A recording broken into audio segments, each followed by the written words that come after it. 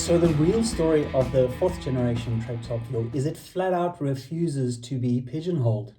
This is a bike that can be dialed in for XC racing and marathon style Cape Epic sufferfests, or hammering technical trails and flow lines. The secret to this versatility is that the traditional XC bike geometry is a thing of the past. Modern XC bikes now have geometry that is pretty bang on with what was once considered trail bike geo.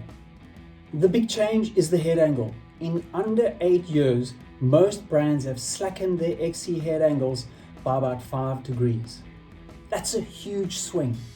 So with XC and trail geometry now closer than ever, Trek realized that adding a 4-way adjustable flip chip into the new Top Fuel would enable 3 different setups for 3 different ride styles out of one chassis.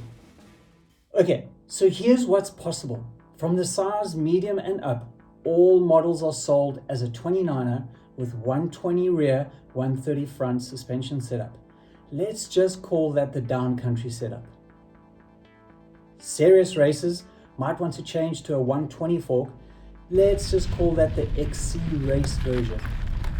The third setup, let's call it the XC shred sled version. You can go to a 140 fork. You can also go up to 130 on the rear. And in that setup, you can even add an MX wheel size to your setup. The bottom line is, without Frankensteining the Geo, the new Top Fuel is potentially 3 bikes in one. So 3 key techie things you should know. The carbon and alloy frames are about 220 grams lighter than the previous model. The new flip chip also independently adjusts the leverage ratio of the shock. And yes, you can run a coil shock. So I managed to get 2 test bikes for this review. One is the stock 130 front, 120 rear version, the 9.8 GX Axis model.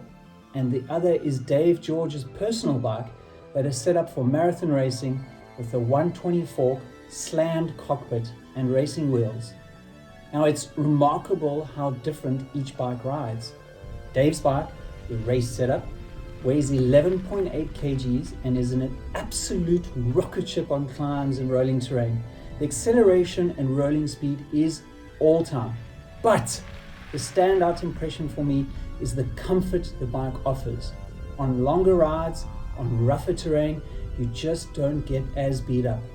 Looking at the stock 9.8 GX Axis bike now, it weighs 13.2, and on the technical lines with the bigger fork and sturdy wheels, I found this bike to be predictable, comfortable, and it's simply easier to hit stuff harder on.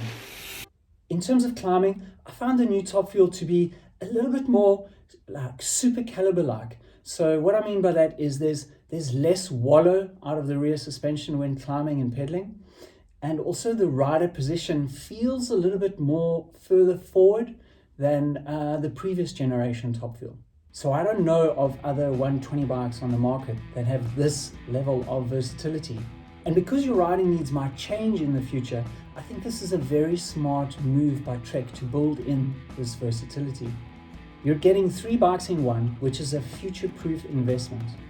If you have a Top Fuel or are looking at getting one, let us know in the comments what your setup will be and what you'll use it for. Thanks for watching. For a more detailed review, head to our site. See you on the trails.